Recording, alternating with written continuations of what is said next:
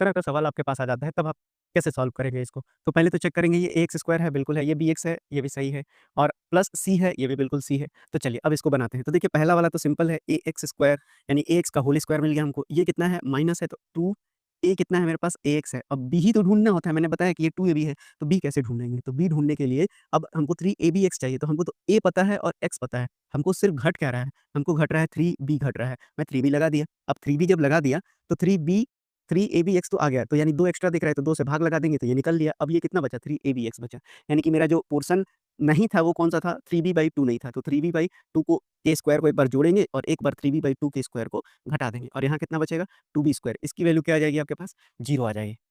अब देखिए, अब क्या करेंगे? अब यहाँ से लेके यहाँ तक की वैल्यू कितनी हो जाएगी? एक्स माइनस 3b/2 का होल स्क्वायर हो जाएगा।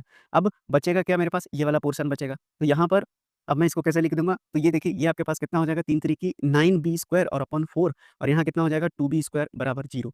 अब आप इसको भी सॉल्व करके लिख लीजिए। तो ये एक्स माइनस 3b/2 का होल स्क्वायर हो गया और ये कितना हो जाएगा? 4 दूना के पहले मैं इससे सॉल्व करूँगा, यानी कि 4 दूना के 8 में से 9 जाएगा, तो माइनस ही बचेगा। तो ये कितना हो जाएगा? माइनस b स्क्वायर बाई 4 और ये किसके बराबर हो गया? 0 के बराबर हो गया। तो अब देखिए, यहाँ पर ब्रैकेट मत लगा दीजिएगा, वो मतलब बदल जाएगा। तो इसलिए अब ये कितना हो गया? एक्स माइनस 3b/2 का होल स्क्वायर और यहाँ कितना बचेगा? b/2 का होल स्क्वायर बराबर 0। अब ये a square minus b square आ गया। अब इसको हम कैसे लिखेंगे तोड़कर? तो देखिए, अब मेरा ये a माइनस b हो जाएगा, तो a की जगह कितना है? a की जगह इतना है, तो a प्लस b होता है और उसके बाद a माइनस b होता है, तो a की जगह कितना है? x माइनस 3b/2 है और प्लस b/2 हो जाएगा, तो ये हो गया प्लस b/2 और ये 0 के बराबर हो गए। ठीक है? यहाँ पर थोड़ा-सा नहीं दिख रहा होगा, बस ये बराबर 0 है, ये याद ध्यान में देखना है। अब इसको इक्वेट करेंगे 0 पर, तो एक्स माइनस 3b/2 और प्लस b/2 0 के बराबर है, यानी कि एक्स की वैल्यू कितनी आ गई आपके पास? इधर 3b/2 जाएगा तो पॉज़िटिव हो जाएगा, ये b/2 नेगेटिव हो जाएगा। ये कितना आ जाएगा?